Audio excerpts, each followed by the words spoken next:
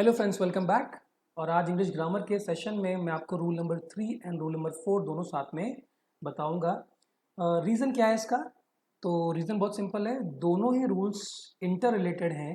ठीक है, अगर आप एक को दूसरे के बिना पढ़ेंगे तो आपको कन्फ्यूजन हो सकती है, क्योंकि अगर आपने पहला रूल पढ़ा, उसके एग्जाम्पल्स को देखा, तो आपके माइंड में ये क्वेश्चन आएगा ही आएगा कि अगर वैसा हुआ तो फिर क्या होगा। ठीक है, तो एक तरीके से देखा जाए तो पहले वाले रूल को के क्वेश्चन का आंसर रूल नंबर 2 है, या फिर आप कह सकते हैं रूल नंबर 2 के क्वेश्चन का आंसर रूल नंबर 1 है। मतलब 3 और 4 की बात मैं यहाँ पे कर रहा हूँ। ठीक है, और साथ में पिछली बार की तरह मैं आपको यहाँ पर भी एक एक्सरसाइज लेकर आया हूँ, और exercise rule number 1, rule number 2, rule number 3 और रूल नंबर 4 चारों पर ही बेस्ड है। ठीक है, जैसे जैसे सेशन आगे बढ़ते जाएंगे मैं सभी रूल्स पर कंबाइंड एरर्स बना के देता रहूँगा आपको। ठीक है, और उसको अगर साथ साथ में आप सॉल्व करते रहें मेरे, और रूल्स को रिवाइज करते रहें, तो आई एम श्योर बहुत ही जल्दी आपकी लर्निंग जो है वो फास्ट पेस पे हो जाएगी। फिर ग्रामर देखो क्या होगा, ये इस वीक के एंड होने पर मैं वापस आपके पास में कॉम्प्रिहेंशन लेकर आऊँगा, माने रीडिंग कॉम्प्रिहेंशन लेकर आऊँगा।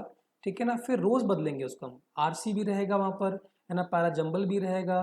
ठीक है, क्लोस्टर्स भी रहेगा, मैं बदलता रहूँगा तो आपको फ्लेवर भी मिलता जाएगा, और साथ साथ में लर्निंग भी आपकी टोटल होती जाएगी। ठीक है, तो चलिए बिना देरी किए स्टार्ट करते हैं।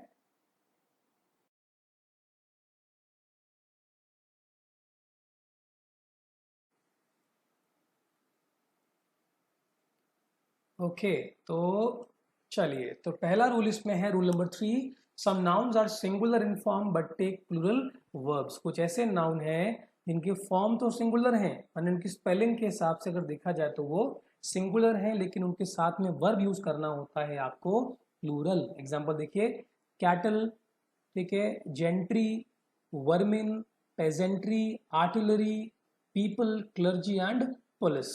ठीक है, इसमें से आई एम श्योर सारे वर्ड्स आपने सुने होंगे। वर्मिन आपने शायद नहीं सुना होगा। वर्मिन का मतलब होता है वॉर्म्स। ठीक है, वर्मिन का मतलब होता है worms.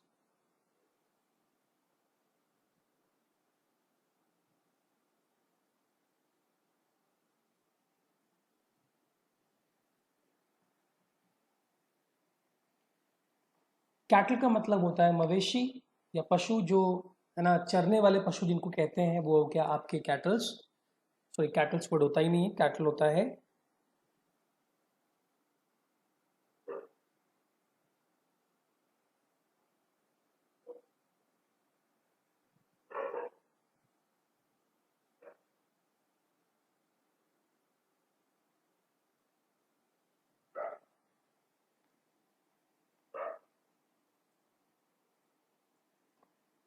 Some nouns are singular in form but take plural verbs. माने कुछ ऐसे नाउन्स हैं जिनका फॉर्म जो है वो तो सिंगुलर है। माने स्पेलिंग अगर आपको ध्यान हो, मैंने आपको बताया था कि बहुत सारे नाउन ऐसे होते हैं जिनका स्पेलिंग ही आपको बता देगा कि वो प्लूरल है कि सिंगुलर। जैसे बॉय और बॉयज, ठीक है, जैसे गर्ल और गर्ल्स, गर्ल और गर्ल्स, एस लगा दीजिए, बन गया प्लूरल। ठीक है, बॉक्स आपने बोला, अब क्या करना होगा बॉक्स के साथ में, आपको बॉक्स में ईएस और लगाना होगा, बन जाएगा प्लूरल। आपने कहा सिटी, CITY, क्या करना होगा, इसमें वाई को हटा के आपको IES लगाना है, बन जाएगा प्लूरल। आपने बोला मैन, MAN, मैन, क्या करना होगा, ए को हटा के ई लगाना है, बन गया प्लूरल। तो उनकी स्पेलिंग से ही आपको दिख जाएगा कि ये प्लूरल है कि सिंगुलर है। लेकिन इन केस में जो नीचे आपको मैंने ये वर्ड्स दिए हुए हैं, इनके केसेस में आप इनकी स्पेलिंग को देख के अंदाजा नहीं लगा सकते कि ये प्लूरल है कि सिंगुलर है। ठीक है ना, कैसे? अगर मैं एस वाले रूल को फॉलो करूं तब तो मैं कह सकता हूं कि भैया इनमें से किसी में एस तो है ही नहीं एंड में, ना कैटल को कैटल्स लिखा है, ना जेंट्री को IES लगा के जेंट्रीज लिखा है, वर्मिन्स नहीं है, ना पेजेंट्री नहीं है, आर्टिलरी नहीं है, पीपल, क्लर्जी, पुलिस, इसमें से कुछ भी ऐसा नहीं है जिसमें एस लगा हो। तो हम कह सकते हैं भाई इनकी स्पेलिंग तो सिंगुलर को ही रिप्रेजेंट करती है। ठीक है, अब समझना हमको इसमें क्या है भाई, cattle, gentry, vermin, pageantry, artillery, people, clergy, police, इनकी स्पेलिंग भी सिंगुलर है, और साथ में इनका फॉर्म जो कहते हैं ना वो सिंगुलर है, लेकिन वर्ब कौन सा लगाना है आपको, वर्ब लगाना है प्लूरल। ठीक है, ये समझते हैं कैटल क्या होता है। तो कैटल माने मवेशी हो गया, जेंट्री माने समाज हो गया, वर्मिन माने छोटे छोटे कीड़ों को वर्मिन कहा जाता है। ठीक है, पेजेंट्री माने किसान हो गए, आर्टिलरी आप जानते ही हैं, फौज होती है उसको आर्टिलरी कहते हैं, ठीक है। आर्टिलरी माने वेपन्स हो गए आपके, जैसे तीर हो गए, कमान हो गए, है ना, मिसाइल्स हो गई, या फिर औजार कह दीजिए इसको आप, ठीक है ना, औजार हो गए आर्टिलरी। कीपर माने लोग हो गए, क्लर्जी माने पादरियों का समाज हो गया या पादरियों का झुंड हो गया, ग्रुप हो गया, और पुलिस आप जानते हैं, ठीक है। तो अगर आप इनको यूज करते हैं सेंटेंस में तो आपको इनके साथ में वर्ब यूज करना होता है, कौन सा, प्लूरल। और मैं फिर बताता हूँ, आर जो है वो प्लूरल है, इज सिंगुलर है, वॉज सिंगुलर है, वर प्लूरल है, हैज सिंगुलर है, हैव प्लूरल है, ठीक है, डू प्लूरल है, डज सिंगुलर है। और अगर आपने मेन वर्ब का यूज किया हुआ है तो जितने भी वर्ब एस के साथ में या फिर ईएस के साथ में होते हैं वो होते हैं सिंगुलर, और इनके बिना जो होते हैं वो होते हैं प्लूरल। एग्जाम्पल देखते हैं, अब आप पढ़ के बताइए इन तीन में से कौन सा सेंटेंस सही है, कौन सा गलत है। तो पढ़ के एक बार देख लिया आपने, चलिए बता देता हूँ। कैटल के साथ में आर लगाना सही है, लेकिन क्लर्जी और पुलिस के संग में इज लगाना गलत हो जाएगा। आपको क्लर्जी के साथ भी आर लगाना चाहिए था और पुलिस के साथ भी आर लगाना चाहिए था।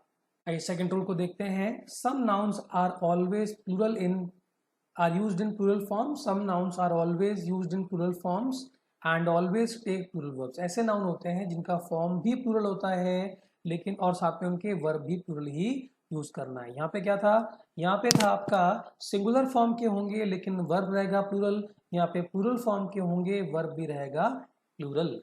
लेकिन अगर आप इनको ध्यान से देखें, ठीक है, तो फॉर्म तो है प्लूरल, फॉर्म का मतलब क्या हुआ कि इनके एंड में आपको एस या फिर ईएस मिलेगा। जैसे देखिए, ट्राउजर में एस है, सीजर में एस है, स्पेक्टिकल में ईएस है, शॉर्ट में एस है, गुड में एस है, लेकिन प्रीमाइसेस में ईएस लगा हुआ है, थैंक्स में एस लगा हुआ है। तो इनके साथ आपको वर्ब लगाना है प्लूरल। लेकिन अगर ध्यान से आप देखें तो ट्राउजर्स एक है, सीजर्स एक है, स्पेक्टिकल्स भी एक है, शॉर्ट्स भी एक है, गुड्स भी एक है, प्रोमाइसेस भी एक है, थैंक्स भी एक है। लेकिन यहाँ पे अगर देखें तो क्या है, कैटल के, है ना, झुंड में आपको हमेशा ज्यादा दिखाई देंगे एक से।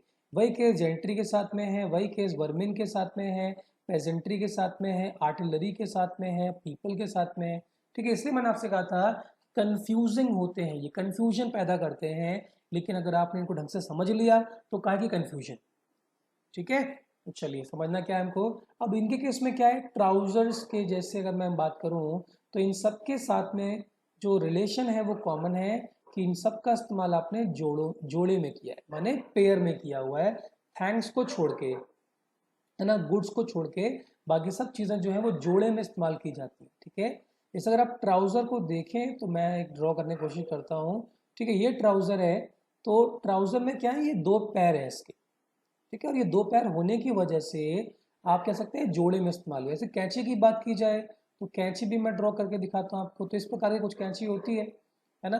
तो ये लीजिए, ऐसे ही बना देता हूँ मैं इसको, ठीक है। तो ये इसके दो पेयर हो गए, यहाँ पे नट बोल्ट लगा होता है ना, तो ये दो चीज़ें दिखाई दे रही हैं आपको, इसलिए ये आप उनको कह सकते हैं। ऐसे स्पेक्टिकल्स हो गए तो दो चश्मे होते हैं, इसमें भी दो ग्लासेस होते हैं।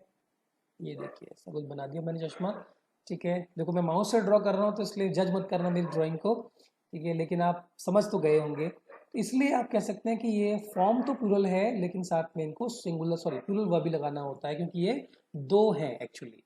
तो क्या बोलेंगे, वेयर इज माई ट्राउजर, सही है आंसर। नहीं, इसमें दो गलतियां हैं। पहली बात तो इसकी जगह आपको आर करना चाहिए और दूसरा ट्राउजर की जगह आपको ट्राउजर्स करना चाहिए।